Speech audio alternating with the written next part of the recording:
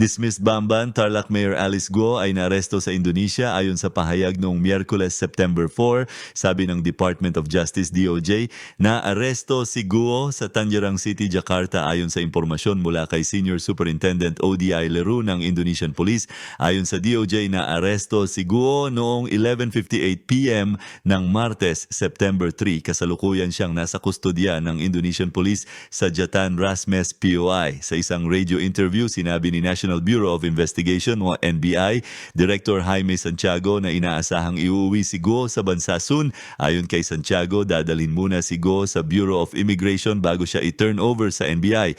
Dagdag pa niya, magsasampa ng kaso laban kay Guo bago siya dalhin sa Senado. Noong August, ang reported na kapatid ni Guo na si Sheila Guo at alleged business associate niyang si Cassandra Leong ay inaresto rin ng Indonesian authorities at ngayon ay nakakulong na sa Pilipinas. Inamin ni Sheila na umalis sila ni Alice mula sa Pilipinas sakay ng bangka. Ang dating mayor ay naging subject ng scrutiny dahil sa umano'y koneksyon sa isang ni-raid na Philippine offshore gaming operator Pogo Hub sa Bamban.